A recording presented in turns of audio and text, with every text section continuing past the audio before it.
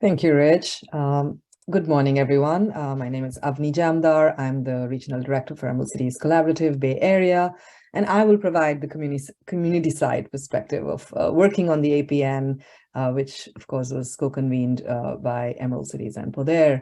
We are a nonprofit coalition of labor, business, and community. We were founded in 2009 to create a high road that is sustainable, equitable, and democratic regional and local economies throughout the United States.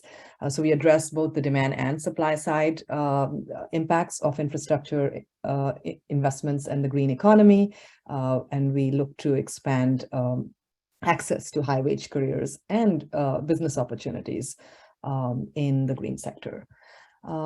So our goals with the APN really were to, and you can move to the next slide, Rich, support housing decarbonization efforts to achieve community carbon health and resilience goals.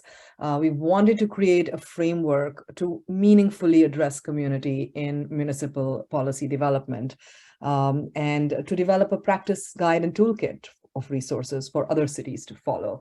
And I think that we were able to achieve that. The reason we put an equity frame on building decarbonization is because there are disproportionate impacts of climate change on low-income communities, communities of color. They are worst hit by the climate crisis. They bear unfair utility burdens. And electrification policies should put equity at the forefront so we don't exacerbate climate impacts and racial inequities that exist. And solutions that do that, want to urgently end the climate crisis without, putting equity at the forefront, those are really not real solutions. That if they cause eviction of tenants, displacement of communities of color, increase cost burdens for utility, and result in job losses or not including, communities in the new jobs that are being created for the green economy. Well, those are not real solutions. Next slide.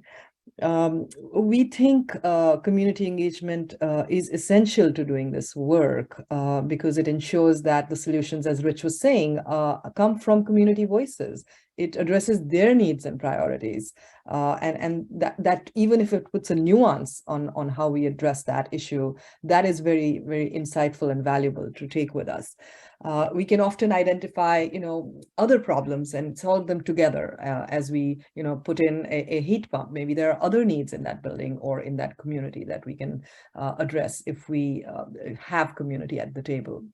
It definitely builds trust between city staff and the community. It deepens capacity for the community to engage with these systems long term that do impact them every day. Often these CBOs are they have entirely different agendas. They have maybe different issues that they're working on, but really to build their capacity on this new emerging sort of sectoral work is crucial. And then that can, catalyze a large amount for sustainable cities across the country. I really like to share this spectrum of community engagement. It was developed by the Movement Strategy Center, and it really reflects how cities can engage with communities. And all the way on the left is which is the worst, which is just don't engage the community at all, to ignore or marginalize, frontline communities. And what we want to move towards is towards the right. And I do think that in the last 2 or 3 years, we've seen a lot of sustainability departments and other agencies looking to involve, collaborate, and defer to the community. I mean, that the ideal would be to have community-led and community-owned, processes, and that result in policies and programs that they have co-designed. So I'd like to lift this up.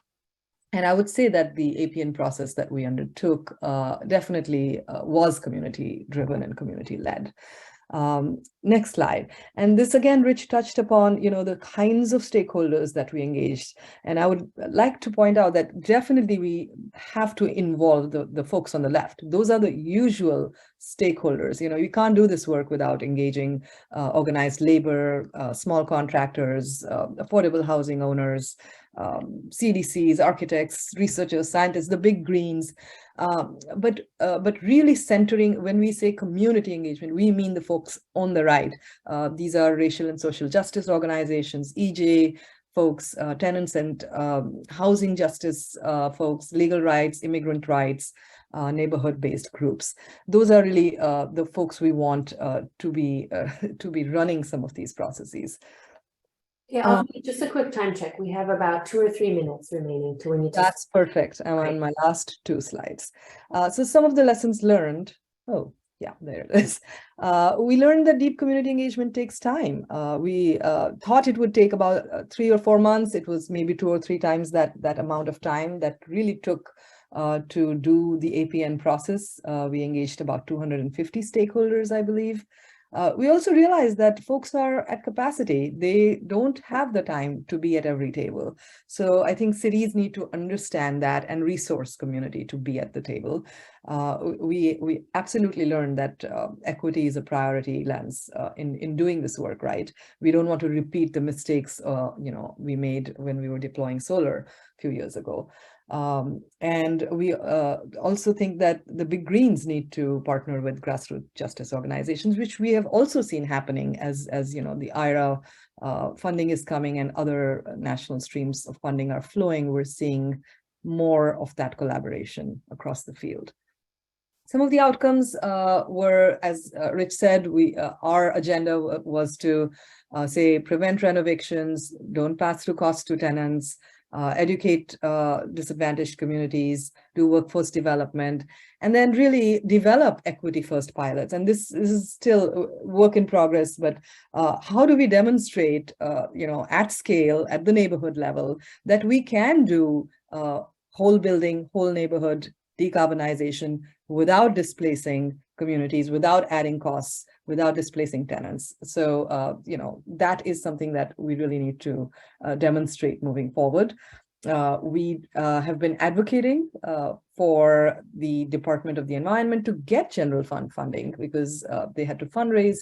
It's just been difficult to get funding for climate work. And, our coalition continued to ally together after that and managed to get some funding allocated both to the Department of Environment and also to the Climate Equity Hub that Rich referred to. And we've also taken this model across, California and other parts of the US. We did a project with RMI, just concluded a 1-year cohort of 10 California cities, where we, for the first time, matched sustainability staff with a frontline organization, and then said, let's develop a roadmap for decarbonization. So I think it is a work in progress. It's a body of work we hope to work on with the Department of Environment. I will stop there. Thank you. Thank you so much, Avni and Rich. Just as a side note, that collaboration that Avni mentioned is why we're doing this, focusing on this topic at San Mateo County. We had the fortune of participating in that cohort, and that was a really critical experience for us.